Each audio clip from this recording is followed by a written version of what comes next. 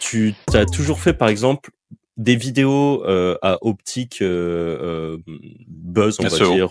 Voilà. Et ouais, bah c'est ça, buzz Okay. et beaucoup d'autres en mode comment blablabla, comment faire ça, comment faire ci, et ainsi de suite. Et ça, c'est ta stratégie un petit peu très long terme, je trouve. Pourquoi aujourd'hui, en plus toi qui connais beaucoup d'infopreneurs qui ads, pourquoi tu t'es pas mis à faire de la ads justement pour vendre encore plus de programmes? On le sait que c'est puissant. On a un pote qui fait de la formation sur KDP qui a commencé la ads et qui nous dit c'est incroyable les gars, la ads et tout. Et toi t'es toujours resté sur ce côté organique, mais je suppose qu'il y a une raison et du coup si tu veux nous en parler.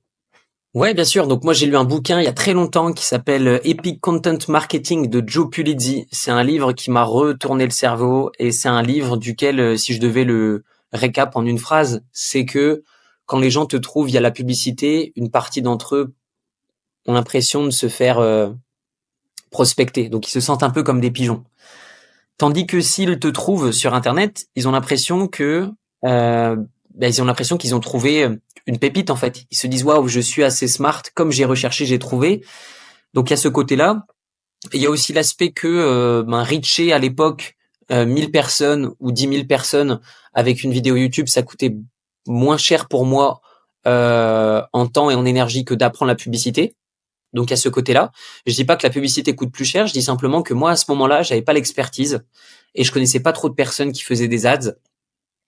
Et je me suis essayé plusieurs fois en fait aux publicités, mais à un moment donné, Facebook et Instagram pendant une longue période de temps ne permettaient plus aux personnes dans le domaine finance de faire des publicités. En tout cas, pas pour les noobs, dans le sens où si t'as pas de contact, si t'as pas de clocker, si t'as rien, bah c'est compliqué de faire des pubs dans ce domaine-là. Donc j'ai pas percé forcément dans ce domaine-là. Après, j'ai rencontré aussi des infopreneurs qui brassaient avec la publicité et je me suis dit à ce moment-là, est-ce que j'ai envie d'essouffler le marché? Parce que j'avais déjà un gros reach sur le marché français à ce moment-là. Donc dans ma stratégie, ça rentrait moins en ligne de mire.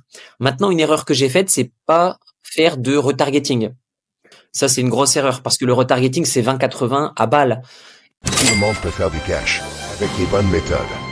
Inscris-toi à la formation gratuite qui te dit comment te lancer, même si tu es débutant.